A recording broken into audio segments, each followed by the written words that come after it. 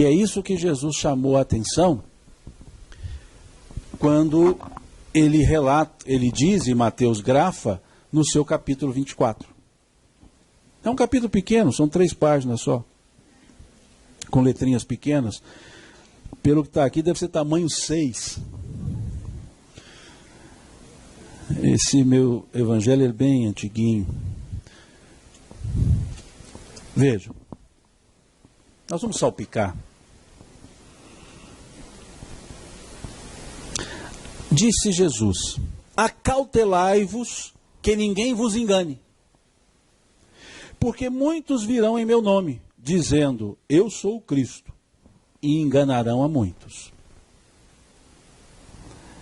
E ouvireis de guerras, e de rumores de guerras.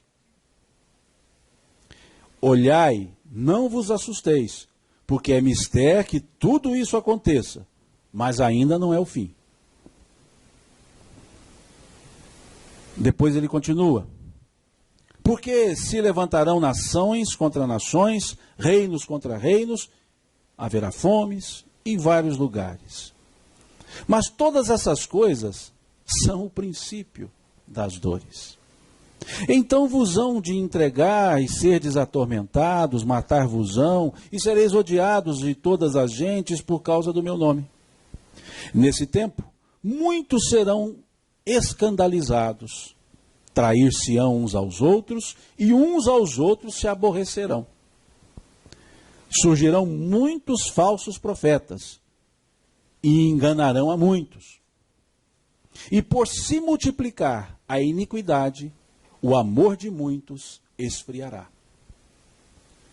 Mas aquele que perseverar até o fim, será salvo. E este evangelho do reino será pregado em todo o mundo, em testemunho de todas as gentes. E então virá o fim. Vejam esse sermão profético, que coisa interessante. Ele fala de elementos, de cataclismos. Ele fala de intempéries. Ele fala de atitudes pessoais. E diz, depois disso tudo, que não é o fim. Depois ele fala de perseverança, de uma individualidade. Aquele que perseverar até o fim será salvo. E no final ele diz: quando este evangelho do reino estiver espalhado sobre toda a terra, então será o fim. O fim não se deu e não se dá e não se dará com elementos materiais, cataclismos ou quaisquer que sejam. O fim se dá aqui numa forma de mudança de comportamento. Quando este evangelho do reino estiver espalhado sobre toda a terra, aí chegará o fim. Fim de um período, de uma era. Não está Jesus falando de final dos tempos num aspecto material de destruição. Porque tudo que ele fala de destruição, ele diz, e não, ainda não é o fim. Mas quando ele fala de um evangelho espalhado pela terra, ele diz, é o fim. Mostrando-nos que essa escatologia, ela não é de punição, ela é de oportunização. Aquele que perseverar até o fim. Aquele que manter-se sereno, manter-se equilibrado, crescendo, mesmo nas dificuldades, nas balbúrdias, nos entraves. Perseverança. E ele diz que aí chegará o fim. Então nos mostra esse sermão que não é uma questão material. Mas surge uma dúvida. Quando é? Quando será? Isso nos leva ao versículo 36 desse mesmo capítulo 24. Nesse versículo 36 diz Jesus: porém, aquele dia e hora ninguém sabe, nem os anjos do céu, nem o Filho, mas unicamente meu Pai. E aqui não está escrito os maias também não. Então vejam, nem os anjos do céu sabem, nem o filho, quem é o filho? Nem ele, somente meu pai. E o duro é que vem um monte de gente dando data para as coisas.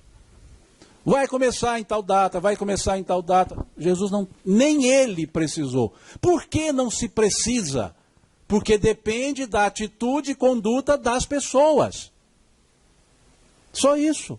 É um momento psicológico, não é cronológico. E ele deixou claro, o dia e a hora, ninguém o sabe, nem os anjos do céu, nem o filho, somente meu pai. Ainda usa meu pai, ou seja, vocês podem observar, Jesus falava pai usando 3 pronomes possessivos. Ora ele dizia meu pai, ora ele dizia vosso pai, ora ele dizia pai nosso. Ele usava 3 pronomes distintos. E numa língua pobre, que função pronominal não era muito dada em condição. E, no entanto, ele pronominalizava todas as suas falas. Quando Jesus falava meu pai, é como ele, Jesus, entendia Deus.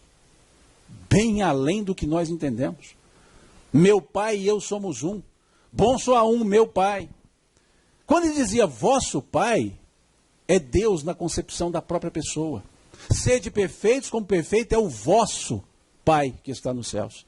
Ou seja, se para você Deus é aqui, sua conduta tem que estar aqui.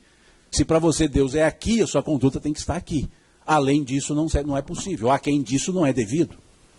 Sede perfeitos como perfeito é o vosso pai.